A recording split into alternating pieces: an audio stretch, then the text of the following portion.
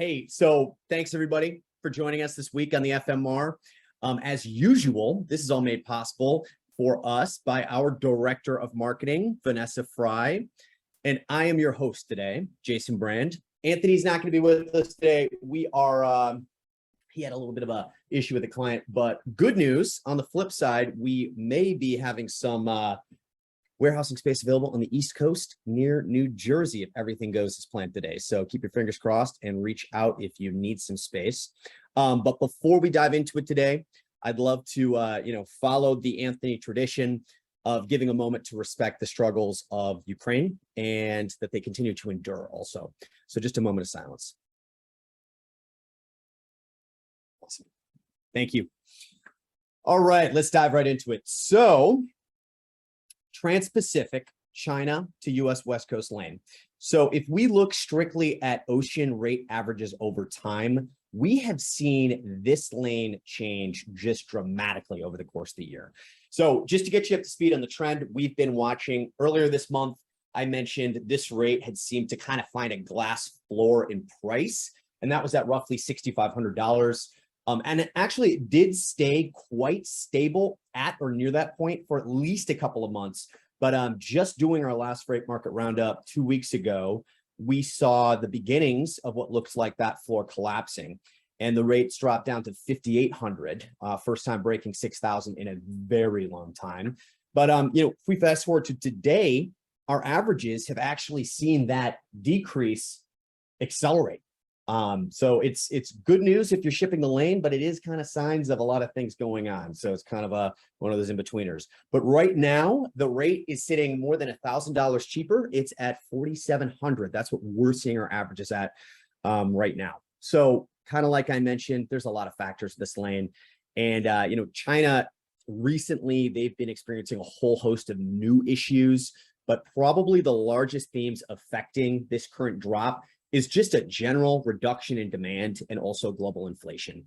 But let's kind of dive into a couple specific things. So demand for China, it's actually been heading down for a few months now. And this is demand obviously for Chinese goods. Now and I mentioned this last week, I also mentioned this in more depth 2 weeks ago, but there has been some misleading export and revenue figures. If you haven't had a chance to review it, Bloomberg did a very interesting article. A few others kind of mimicking what they were saying came out.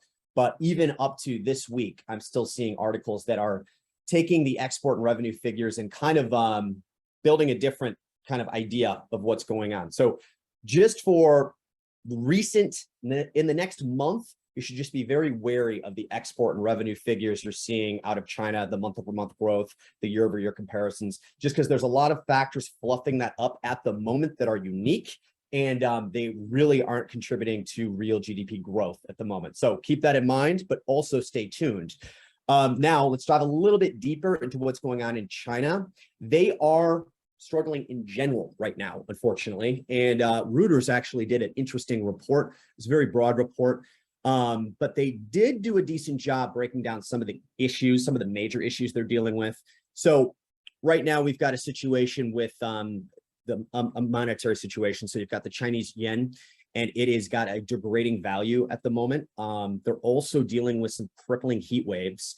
And on top of that, they've been experiencing a domestic property crisis. And, to really kind of kick them while they're down, also slowing domestic consumer demand. So a lot of factors here, and all of these factors on their own are actually quite substantial, but having to tackle them all at once, it's definitely a moment you should be slightly concerned about. You should communicate with if you do have Chinese suppliers, if you're still shipping out of China, you really should be in close contact with those suppliers just to get an idea of some of their constraints at the moment. Also, any changes to their production capacity, because there are things affecting everyone. Now, I want to dive into these a little bit more, not too deep, but first, looking at the heat waves. So these have actually caused a surge in coal imports over the last month.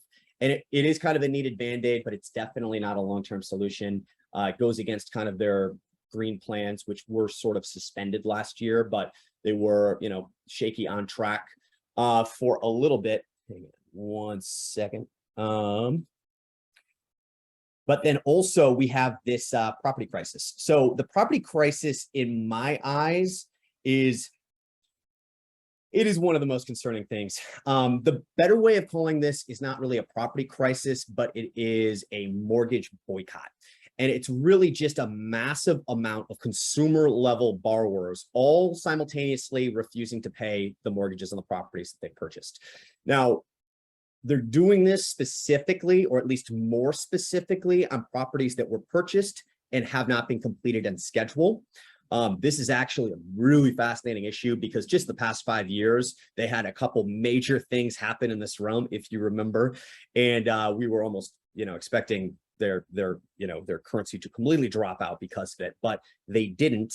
And right now, we're seeing similar signs of what happened before. So I really want to do a deep dive on this. We actually have a special show coming up next week, so I won't be able to be deep diving this next week. But as soon as we have the next deep dive, I likely will be diving into this. There's a lot of things that will affect a lot of people that, really everyone should be a little bit more educated on right now, that are happening right now. Third big issue that's going on right now in China is this lingering conflict. Pardon me, I've got a gnat that's attacking me. We've got a lingering conflict, and actually it's really an evolving conflict surrounding Taiwan. So we've got other countries, pardon me, other countries, including France, actually, that have turned up the heat on this kind of the situational burner. So we've sent a pack of diplomats over there. Actually, they just arrived yesterday to Taiwan. And France has also been diplomatically involved with Taiwan, specifically this week as well. But what makes this, an interesting time is this is a Taiwan support aid package that we're working on.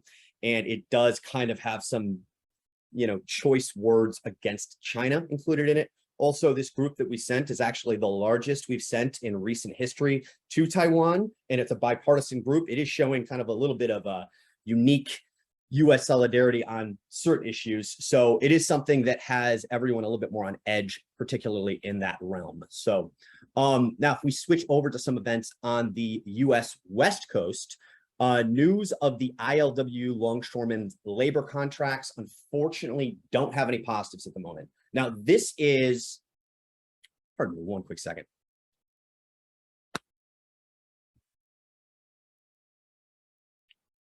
We got an unannounced guest on this show.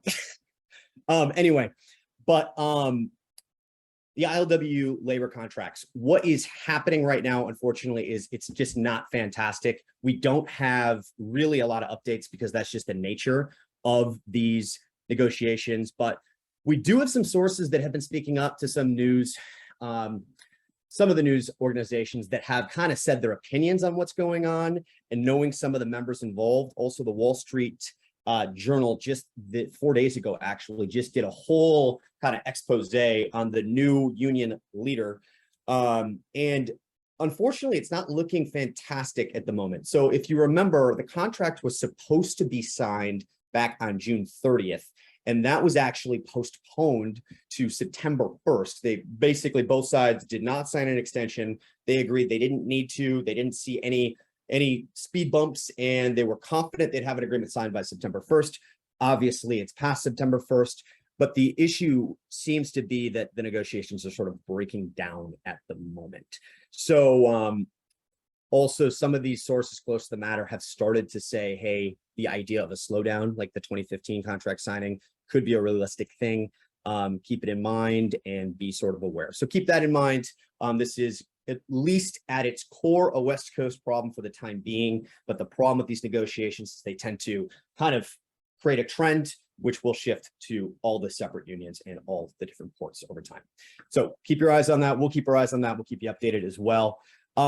Now, also, to kind of add to that a little bit more and a little kick in the gut to the whole situation. So the security guards at the LA and LB, or Los Angeles and Long Beach ports, have decided they will strike. Now, they're not going to strike tomorrow. They haven't decided a date. They're actually part of the ILWU, but they're governed by a different contract when it comes to wages. And this contract has been up in the air for 3 years. And now they're deciding strike is the option. So they did certify that they will strike. The date is not confirmed yet. So that is another thing to look out for. Now, a lot of stuff, but let's stay on this lane. Let's just switch gears. So if you're not heading into West Coast, but you're heading into the East Coast, honestly, you got some good news just when it comes to rates. You're actually seeing some savings finally. And, a little bit of a semi-substantial savings to what we've seen the norm to be when this rate drops. Unfortunately, it's not as great as what your West Coast counterparts are seeing, but in the past 2 weeks, the averages have dropped by $1,000. And so, it's keeping the price average at roughly, 8,300 right now for the ocean portion of the shipment. And, what's fascinating about this is of that drop, 11% of the total actually just happened in the week over week basis. So, that should signify a trend that will continue at least for the next couple of weeks. So if you have been holding out shipping or you do need to ship something, now is actually a pretty good time, if you're able to get past some of the constraints that are happening in China at the moment. So keep that in mind as well. Another thing, I did count all the ships waiting at berth this morning. Our biggest loser is Savannah, but that has actually been a recent biggest loser. But we had 12 ships waiting outside of LA and Long Beach. They've got a huge capacity, so 12 ships is really nothing compared to the other ports. 39 waiting outside of Houston, 43, the biggest loser, waiting outside of Savannah, and roughly 34 ships out of Norfolk. The thing about Savannah, though, that's kind of cool is they are in the middle of making some major terminal upgrades. So I do think over the course of the next 6 months to a year, we'll see this average that's really been sitting at the high 30s, low 40s, even 50s go down. And that'd be really exciting. And that would help everybody out, especially, if you're using that as more of a norm. For the people who've been switching over to Houston, that's been working relatively well, and you'll also have been enjoying lower than, substantially lower than average diesel fuel rates, which has been great too. Now, let's segue, big segue, at least, we'll keep the East Coast ports, but we'll flip from China to Europe. So if you're importing to the US from Europe, unfortunately, not a lot has changed when it comes to your ocean rate averages over the past few weeks. So we did see the price dip below 8,000. And that was the last freight market roundup 2 weeks ago. And that was pretty exciting. We were hoping it would kind of at least stay at like a little bit of a lower norm because it had been sitting above 8,000 for way too long, which is the rate's all-time high. And if, in a world right now where it's the only rate still at all-time high. But the averages, they were below 8,000. Unfortunately, we're back above that threshold again. So we're seeing this week around 8,200. And, there are, unfortunately, some unique struggles that the European ports and just the European countries are dealing with at the moment. And obviously the EU economies as well. So I don't really have a good idea of where this trend is going to go. We really were hoping it would go down, but unfortunately it did go up. So keep that in mind. A couple things that are major that we're keeping our eyes on happening right now in the EU. First, a lot of us, obviously, fuel prices have been on our minds, but for Europe, it's electricity prices, particularly the electricity that is provided to the rail systems that has been really killing the rail at the moment. So basically, the prices supplied for electricity to the European Union, their whole rail network, has increased since January 1st of this year. It has increased by between 300 and 1,000%. And that difference in percentage is just based on where the electricity is coming from, which member state that you're operating in. So massive increase. It's really killing the competitiveness, and it's causing, obviously some problems. What is more difficult about this is the European Commission has been really trying to make it a point, and it's really their infrastructure plan to shift the EU cargo away from other modes, mainly lorry or truck, and onto the rail system. Their goal was by 2030 have 30% of European cargo on rail. Right now they're sitting at 16%, but with these recent electricity hikes, the competitiveness, even compared to diesel, has just not been very competitive for them. So that has been a challenge. It's been a challenge for us as we're booking EU shipments as well. So still EU, or still Europe, but going over to the UK. So the port of Felixstowe The strike, it's over, but negotiations are at a weird turning point. And this is another topic that, we probably should run through a timeline so everyone can kind of keep up to date on all the major events, and we can have a really good breakdown of what we think the outcome of this will be and what to expect. But strike's over. The port, you might remember a couple events that occurred. The union wanted a raise that was in line with inflation. The port said we could not afford that. They offered a 7% raise. The union said that wasn't nearly enough. They kind of started fighting over details, and they've been on a series of strikes. The most recent one was an 8-day strike. Now, what happened just following the strike is, without making any progress in the negotiations, the port has implemented their salary increase. So they did implement the 7%, and it's kind of angered the negotiators. And as a result, there's already talks of another strike. So it's a little bit challenging. It's really hard to see where this is going to go. Depending on what your opinions are on the matter, you could view this as progress, or you could view this as a breakdown of negotiations. We just are going to have to wait and see, because this just did happen literally this week. So we will see. Now, let's think about the final lane that we like to talk about here, China to Europe shipping lane. So, and this is kind of like, I guess, the drum roll, because quite frankly, it's the most surprising lane of all of them this week.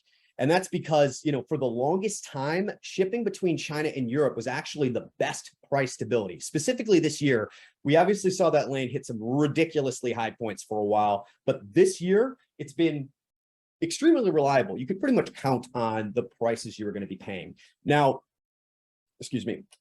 So what's kind of happened in the past 2 weeks, and this is really fascinating, generally speaking, because, we've had a freight market roundup 2 weeks ago. These other rates I'm discussing are averages that were these past weeks. And there has been, other than if we look at the Europe to East Coast, it's been a basic drop of around $1,000 for each of these lanes, around that average. And this lane also saw an $1,000 drop, but it actually saw an $1,000 drop, not over the course of 2 weeks, over the course of 1 week. So this is actually the fastest, well, at least not by percentage, but just by a dollar amount dropping lane out of all of them we just discussed. So right now we're seeing rates sitting at around $9,000.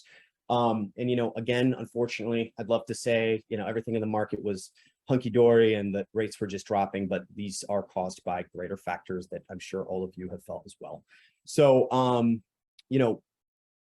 one of the elements, though, that is affecting this lane, uniquely, is still Taiwan in the Taiwan Straits. It is a part of the lane, and it just does have an effect on this lane. We saw when it initially happened, the biggest knee-jerk reaction in all of the lanes happened on this lane.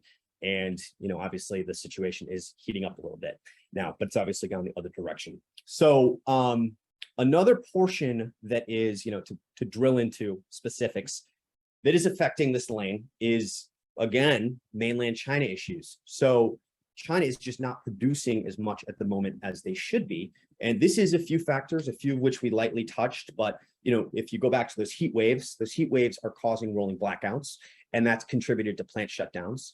And then another big factor here is water levels. So water levels in the Yangtze River and the connecting rivers are at their lowest point in 160 years. So just massive drought issues they're dealing with right now. And this is a bigger problem than most people realize. And actually, I forgot to mention this, and I should have, but I can go into more depth with this later.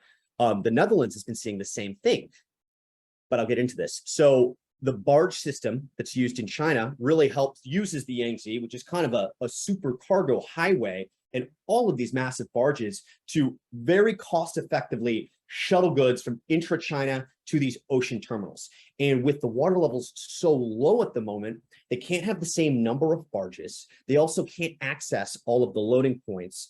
And as a result, also, when your capacity is down, just shippers trying to book these shipments, they're not able to do it in a reasonable amount of time. So there used to be a pretty good capacity of these barges, and they were big enough and just the way cost effective enough that, it was only around a 5-day kind of book to deliver, 5 to 10 day time. Now it's over 20 days.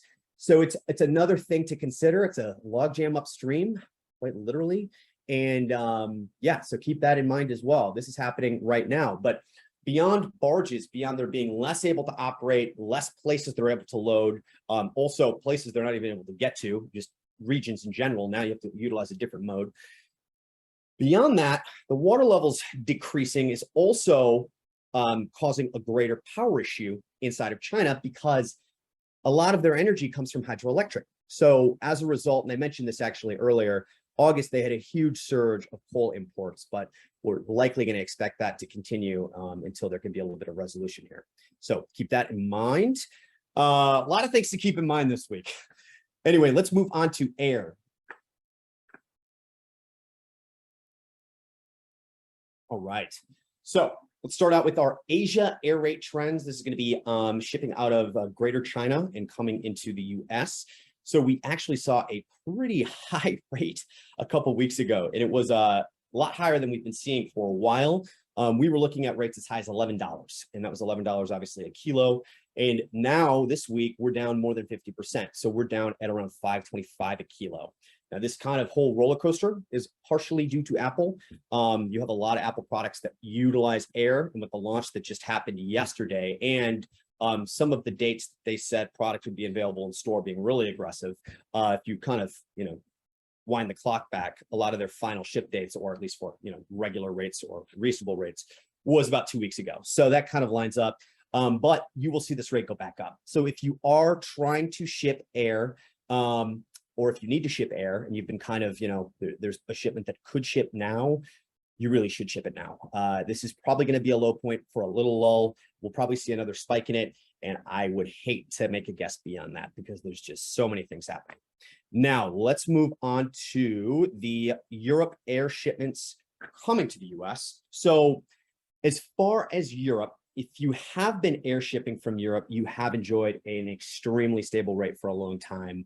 And this week is no different. There is a slight increase we saw, but I mean, a very slight increase compared to a lot of these other air shipping prices and how they just change naturally. So right now we're roughly $2.48 kilo. And oh no, excuse me, we're roughly $3 a kilo. I'm getting ahead of myself a little bit. The final air rates we're seeing, and this is from the Central and South America coming to North America and the US, those are currently at $2.40 a kilo. And actually they're down by 50% week over week. So really big drop in those rates currently. And I cannot tell you if they're going to stay. It was actually kind of surprising how much they dropped. Now let's move on to our final topic of the day. Let's talk about fuel. All right, fuel.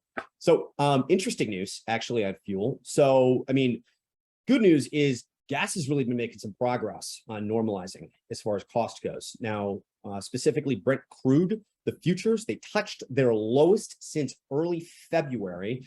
They fell actually below levels seen prior to Russia's invasion of Ukraine, which is great news. And unfortunately, though, the gas and diesel markets are kind of going opposite directions. Let's make that slightly different. But so gas has been trending downwards pretty aggressively, and diesel has actually been going up on average. So diesel is actually up 18 cents. If you compare 2 weeks ago to now, there was a slight decrease from last week to this week, roughly 3 cents. It's across the nation. And gas over the same period of 2 weeks is down 14 cents. So it is interesting. I am kind of curious to see when diesel kind of catches up. But yeah, that is what we've got today. A lot of things going on, seriously. And so many things that when I started touching on, I'd love to do a few deep dives a week for you guys because there's just a lot happening that's got a lot of background, that has a lot of levers, and really getting a good business risk assessment would be valuable on a lot of the stuff going on at this moment. Awesome. We can't wait for all of that. It looks like we have a quiet crowd today. I don't see any questions right now, but remember, if you have any questions that you can think of later, you can always email. Anthony's not here today, but he will reply to your email, or Jason. Their emails are on the screen, and we will see you next week with a special topic. Be on the lookout for that follow-up email with a recording tomorrow morning, because we will let you know what we're talking about next week. Thank you so much, Jason. Hey, thank you so much. And thank you all for joining. Bye-bye, everyone. Bye.